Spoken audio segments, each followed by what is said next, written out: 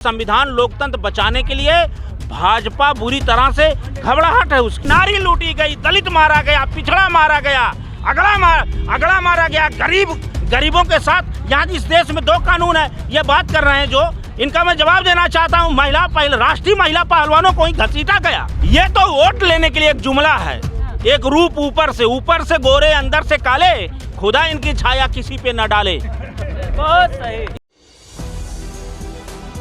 नमस्कार, मैं हूं हयात अब्बास और आप देख रहे हैं 4 PM न्यूज़ नेटवर्क। और लोकसभा चुनाव में अब कम वक्त रह गया है, बहुत ज़्यादा समय नहीं रह गया है। सभी जिन राज्यों में विधानसभा चुनाव हो रहे हैं उनमें भी काफ़ी टाइम कम है। और जिस तरह से लगातार सर्वे आ रहे हैं, कहीं ना कहीं भाजपा परेशान है सर्वों से, क्योंकि कांग्रेस की बढ़त देखने को मिल रही है। अब लोकसभा चुनाव को लेकर एनडीए वर्सेस इंडिया पर लोगों से बात कर लेते हैं।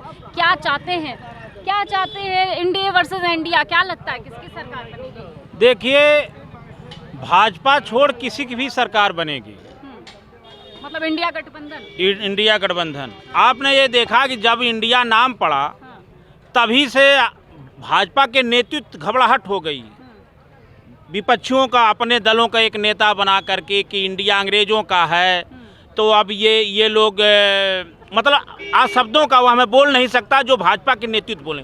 तो ये राजा तानाशाह की घबराहट है, क्योंकि महंगाई से इनकी बात करिए, बेरोजगारी की बात करिए, इंसानियत की बात करिए, तो ये उससे भटका करके कोई भटकाने का केवल काम करते हैं, जुमले की बात करते हैं। जैसे राम नाम की लूट की बात किए, राम नाम पे जनता का वोट लूट लिए, लेकिन जब उनको हक देना पड़ा, जब किसानों के लिए, महिलाओं के लिए, छात्रों के लिए, नौजवानों के लिए, गरीबों के लिए, किसानों के लिए, जब उनका जो वादा किए थे उसको वादा पे ये खरा नहीं उतर पाए।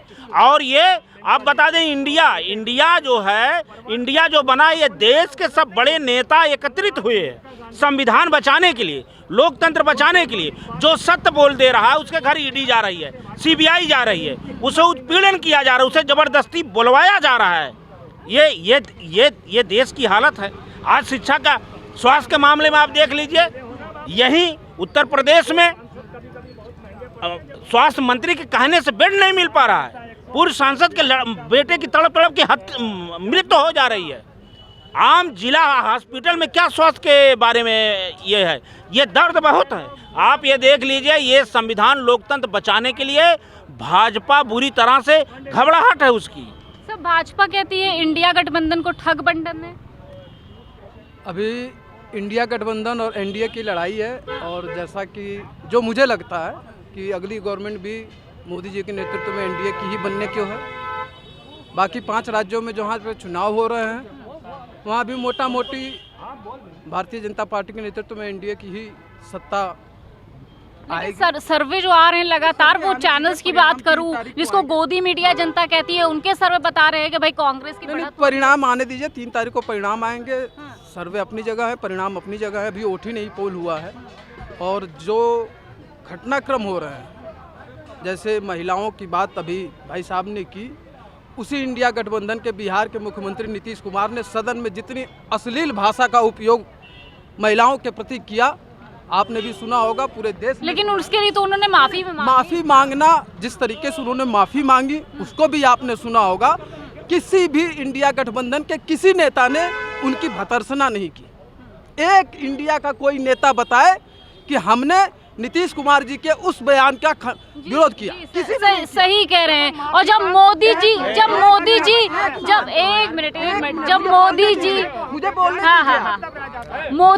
मोदी जी जब ये बात याद दिला रहे थे, तो उनको भी उनके अश्लील इशारे और जिस तरह से वो बयान देते रहे हैं, उनको भी वो चीज याद। मुझे खत्म करने दीजिए। दूसरी चीज, उसके बाद माफी मांगने के बाद फिर कल सदन में उन्होंने जिस तरीके से जीतन राम मांझी को, एक दलित को, जिस तरीके से अब शब्दों के साथ पागल, गधा, पता नहीं क्या क्या कहा, जिसको सब आदमी नहीं कह सकता है, उसका भी खंडन किसी इंडिया के नेता ने नहीं किया। सर, क्या बीजेपी वाले आदिवासी दलित के जो हमदर्द हैं वो वाकई में हमदर्द हैं? एक मिनट, ऐसा कुछ नहीं है। बताइए, राष्ट्रपति हैं दलित, उनको मंदिर में नहीं जाने दिया गया, रोक दिया गया। नए संसद में जाने नहीं दिया, यहीं पेशाब कर दिया गया।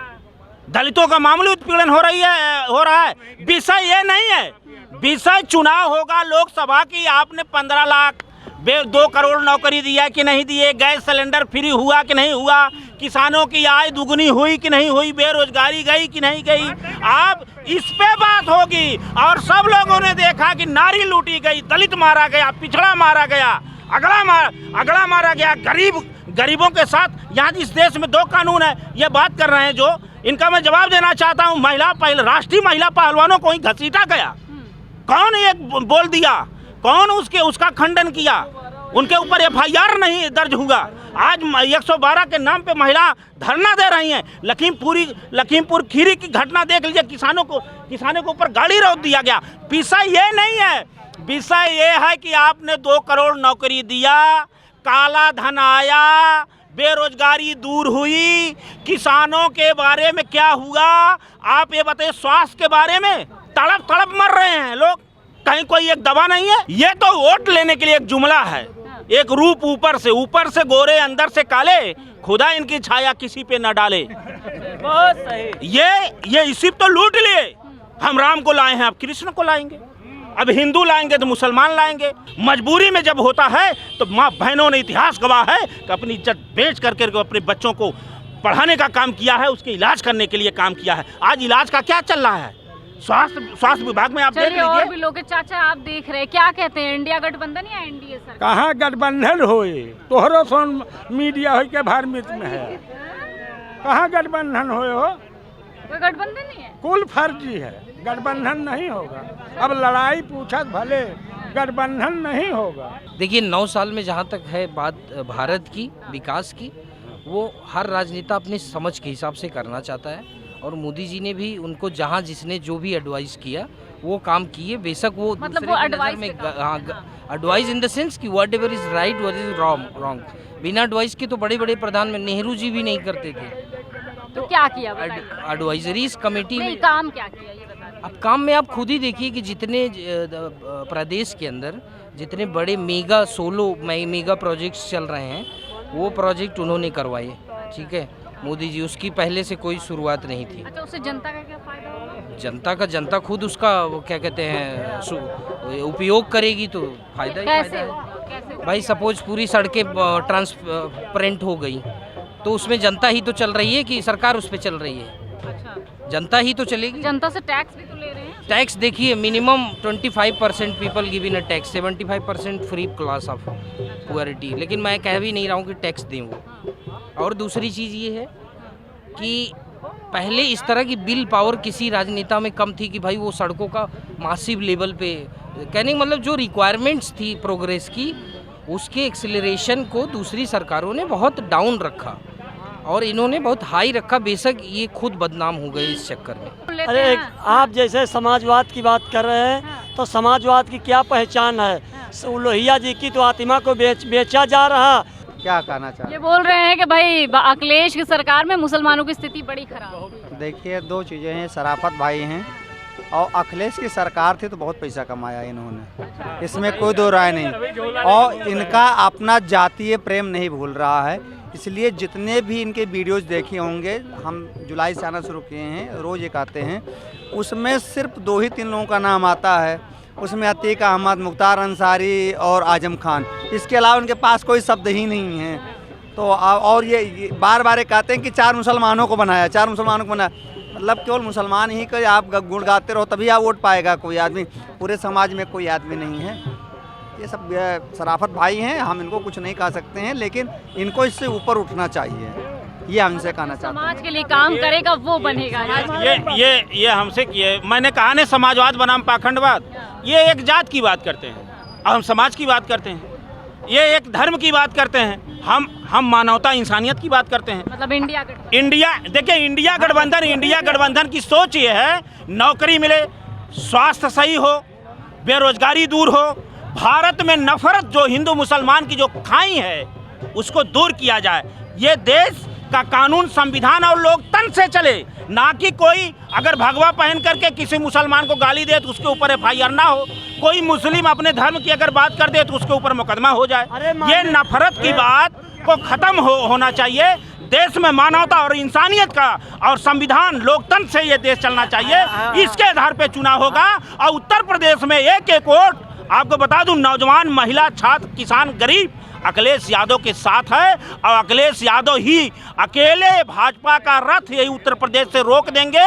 बाकी इंडिया गठबंधन पूरे देश में रोकने का काम करेगा। नहीं, मुद्दों पे भी उन्होंने बात किया, मगर ये बहुत बड़ा मुख्यमंत्री जी मानसिक संतुलन अपना खो चुके हैं। उनको इस तरह से खुलापन में बात नहीं करना चाहिए। इसके बाद के और भी अर्थ होते हैं, मगर इस तरह से भरी अपने विधानसभा भवन में ये सब करना वो गलत था। लेकिन प्रधानमंत्री जी बार बार इसी पे क्यों 1 घंटे बात करते रहे? नहीं, बिल्कुल स्वाभाविक बात है करना, भाई देश के प्रधान सेवक हैं। घर के थे तो पहले भाजपा ही, कौन भाजपा ही में तो थे, अलायंस। जी बिल्कुल अलायंस में थे। अब उनकी विचारधारा अलग हो गई, अलायंस से अलग हो गए, मगर उनको अभी मानसिक संतुलन बिगड़ चुका है। माननीय मुख्यमंत्री जी अपना इलाज कराएं, ठीक है, और बिहार वासियों से माफ़ी मांगे। वो तो माफ़ी उन्होंने मांगी। क्या गलत कह दिया उन्होंने?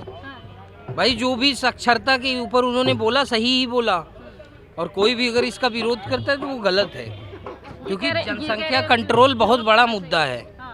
और जनसंख्या कंट्रोल में उनकी लहजे, कहने के जो लहजे थे वो ऐसे थे कि अल्फाज नहीं थे गलत, वो सबसे नीचे तबके के आदमी को समझ में आ जाए। अभी वैसे ये बहुत पढ़ी लिखी बात बोल देते, हाई साइंटिफिक बात बोलते, कौन समझ? बिहार भाई उतना ज़्यादा वो नहीं है। और बिहारियों को समझाने के लिए ये लोग अगर ये सोचते हैं कि ये बहुत ही मेंटली हाइपोथेटिकल हैं, तो ऐसे में देखिए देश में हर जो है तबके के लोग इतने नॉलेजेबल, इतना लिटरेसी लेवल नहीं है। तो नीतीश जी इस समय विपक्ष पे हावी हैं, इस चीज का दर्द है विपक्ष को। अदरवाइज ऐसी कोई बात नहीं कि नीतीश जी ही उनके उसमें थे। आज मांझी ने विरोध किया, मांझी को भी देखिए जो भी है उन्होंने देशी भाषा में बोला। बिहार में जो भाषा समझ में आती है, वो चाहते थे इसको बहुत डिफ़िकल्ट भाषा में भी बोल सकते थे। वो कहते थे कि सेफ्टी लेनी चाहिए थी, आप कंडोम का यूज़ कर सकते, कुछ भी कह सकते थे, नॉर्मली भाषा जो एक आम जनता को जरूर बुरी ना। मगर मुझे लगता है कि अगर उनकी वजह से देश में कुछ इस तरीके की बातें हुई हैं तो उन्होंने सार्वजनिक रूप से पूरे देश से माफ़ी भी तो मांगी।